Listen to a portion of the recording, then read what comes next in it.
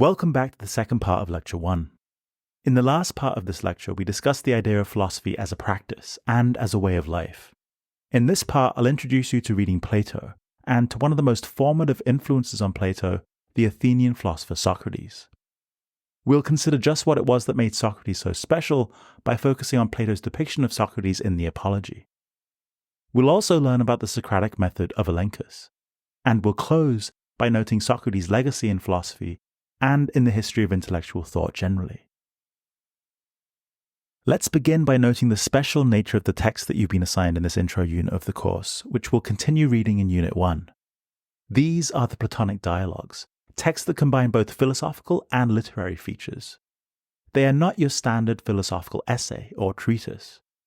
Other philosophers, before and after Plato, chose to write in the essay form, but Plato, for a variety of reasons, chose to write dialogues, which are vibrant works of philosophical drama. What we see in these texts are depictions and illustrations of philosophical inquiry and argument occurring between characters. In each text, there's almost always one main character, usually Socrates, engaged in philosophical conversation with an interlocutor or discussion partner. It seems Plato selected this form of writing in large part to get us to see Socrates and philosophy generally in action.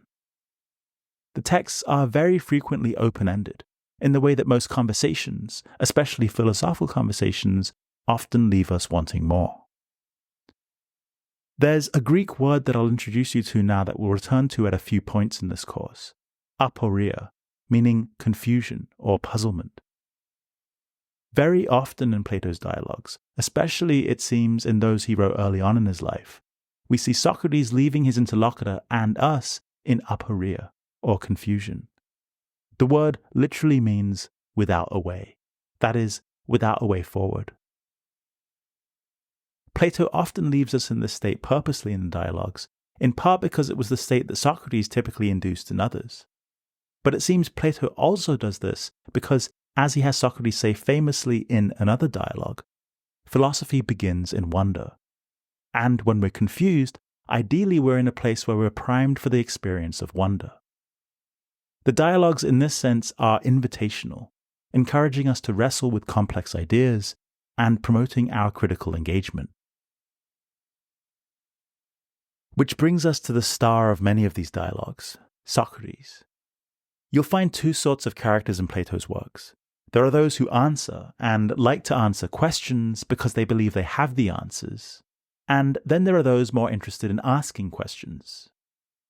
Now, philosophy, as the art of asking and answering questions, needs both sorts of people. But Socrates himself is clearly the sort of person who likes questioning others. He persistently raises what is X questions in Plato's dialogues, where X usually represents some abstract philosophical topic. Most of the time these are ethical questions, like the question what is piety in the Euthyphro, and the question what is justice in the Republic. But Plato also sometimes has Socrates ask questions about other matters, such as what is rhetoric in the Gorgias. Generally, what Socrates wants in asking these what is X questions are definitions that explain what, for example, makes a pious action, or a just person. Socrates wasn't afraid to question often sharply authoritative figures in Athens, even though he himself came from a working-class background. His father was a sculptor, and his mother a midwife, and Socrates' first profession was as a stonemason. Probably one of the reasons he rubbed many Athenians up the wrong way was that he exposed so easily the ignorance of some of the most well-respected aristocrats in the city. Socrates' main discussion partner in Plato's Euthyphro, for example, is a priest. And if there's anyone who should know what piety is, it's a priest, right? And yet, through his relentless questioning, Socrates shows Euthyphro, and Plato shows us, how little Euthyphro actually knows about piety. This is exactly the point. Socrates engaged in this practice because he wanted his fellow Athenians to rethink the easy and often lazy conventional answers that they typically gave to his questions. Plato's Apology depicts the consequences of this. This text is unique because it's more of a monologue than a dialogue, set during a real-life historical event that occurred in 399 BCE, when Socrates was put on trial at the age of 70. Socrates doesn't really engage in philosophy in this text, but seems instead to be defending the activity. As you'll see in reading this text, while it's called the Apology, Socrates isn't saying sorry. It's almost as though he's saying, I'm sorry, I'm not sorry. The title actually comes from the Greek word apologia, which was a defense speech given in a court of law. During this speech, Socrates addresses the formal charges that were brought against him, for corrupting the youth and for impiety. In Athens, prosecutions were brought by private citizens, in this case, a poet and a politician, Meletus and Anytus, and a defendant had to answer the charges on their own behalf, without a representative in the form of an advocate or lawyer. Socrates knows that he has his work cut out for him. Early on in the text, he cites a number of rumors that have been spread about him for decades that he misuses argument and has a habit of making the weaker argument the stronger. So, how did Socrates use argument, and why did it get him into trouble? Here's another Greek word associated with Socrates' method, the elenchus, a technique of questioning that uncovers contradictions or inconsistencies in a person's beliefs. There are three basic steps here to this method. First, Socrates elicits from his discussion partner a sincere answer to a question. Then he questions the interlocutor further, drawing out additional answers that turn out to be inconsistent with the first. The result is that the interlocutor has to retract or revise one of their beliefs. Do this often enough to a person, and eventually they're left in aporia, or confusion, not knowing how to carry on. Now, elenchus has today become a technical philosophical term, but it's worth noticing how the method is embedded in our conversational lives in a bunch of settings and in different ways. Most students in their first year of law school in the US are introduced to what even today is called the Socratic method, as a means of engaging with legal principles and reasoning. In this setting, professors question students about case details, legal precedents, and hypothetical scenarios, often pushing them to defend their reasoning and uncover any inconsistencies in their arguments. Or consider a more everyday example. Imagine you come home and tell your dad you're starving. He asks you what you'd like to eat, and you respond, anything. So he prepares a plate of vegetables. You then complain that you don't want vegetables. In response, he says, then it's not true, you'll eat anything. It's a playful response, one that many of you will have encountered and may have even found a bit infuriating. But it's basically a case of the Socratic method in miniature form, where an initial statement is challenged to force us to be clearer about our claims.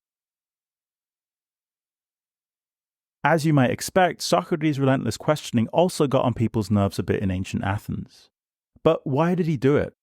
Well, in addressing this issue in the Apology, Socrates gives a bit of backstory. Apparently, there was a Delphic oracle that proclaimed Socrates the wisest person in Athens. Because this oracle was a highly revered religious authority, many people in Socrates' day would have used this to their advantage. Perhaps they would have charged other people exorbitant fees for teaching them things. But not Socrates. Instead, on learning from the oracle that he's the wisest in Athens, Socrates is so skeptical that he disbelieves the oracle. So he goes around Athens questioning others to test their wisdom, to see whether he really is the wisest, and it turns out that all the people he encounters don't actually know the things they claim to know, once they've had their views subjected to Socrates' scrutiny. As a result, Socrates gets a reputation for being quite irritating. What annoys Socrates' interlocutors, it seems, is the thought that he's hiding his wisdom from them and playing intellectual mind games. And yet, Socrates famously doesn't claim to know the things that he asks questions about. This is his wisdom. Now, note, this is not the same as claiming ignorance. Socrates is not saying that he knows nothing, only that he doesn't claim to know the things he doesn't know. Because of this limited knowledge, Socrates denies being a teacher. So, what is he? Well, he's more a facilitator of philosophical inquiry in other people. He's a catalyst for independent thinking. In the Apology, he calls himself a gadfly, stinging the Athenians and provoking them to examine their own beliefs, their values, and their lives. This brings us to the concept of epistemic humility, the recognition of the limits of what we know.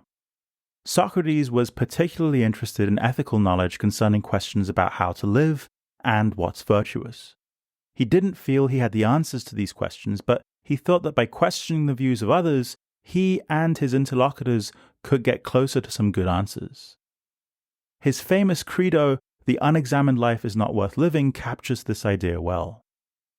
So if you're asking about the point of the Socratic method and why Socrates did what he did, on the one hand, it's because he believed that doing philosophy with others was the best way for him to care for his own soul, to verify or achieve clarity about his personal beliefs and values. But in addition to this, Socrates thought it was his civic duty to engage in philosophy with others, to promote their good, to get other people to also be critical and more independent thinking, so that they could get clearer about their own beliefs and values. Now, eventually, as we see in the Apology, Socrates is found guilty of the accusations brought against him, the charges of impiety and corrupting the youth, and he's sentenced to death, which raises an interesting question. How should we interpret his defense in the Apology?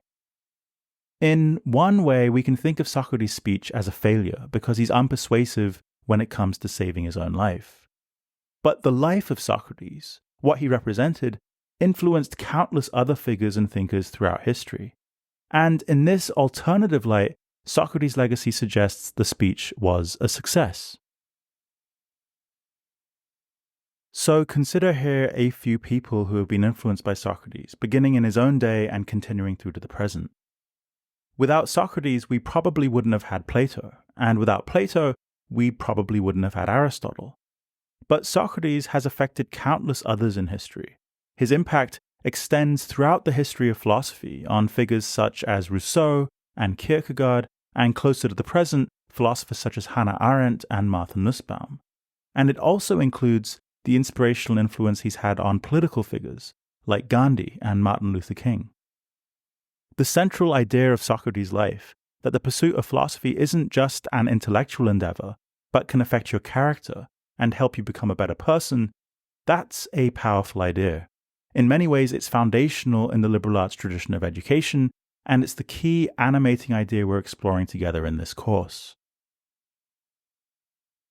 In addition to this, the idea that the practice of philosophy can have far-reaching civic effects and can promote social and political change, that's also a thought that's continued to resonate because of Socrates' example. As an excellent indication of this political impact, consider this quote from Martin Luther King's famous letter from Birmingham jail, which many of you might be familiar with. "I must confess," says King, "that I am not afraid of the word tension. I have earnestly opposed violent tension, but there is a type of constructive, non-violent tension which is necessary for growth.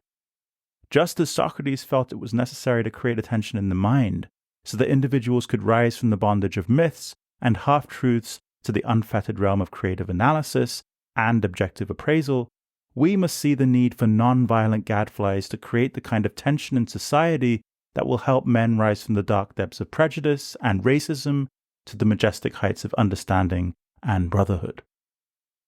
The idea in this quote that Socrates' practice of philosophy is necessary for social growth is a testament to the lasting power of the example he set in Athens. And so this wraps up our first lecture. We've discussed the form of Plato's dialogues and considered the Apology. We've noted Socrates' methods and how he engaged other people in philosophical discussion in ancient Athens by promoting the importance of epistemic humility. We've also considered the enduring impact that Socrates has had, both in philosophy and in the political sphere. As we move forward further in this course, you'll see how many of these core ideas about the personal and social effects of the practice of philosophy continue to resonate today.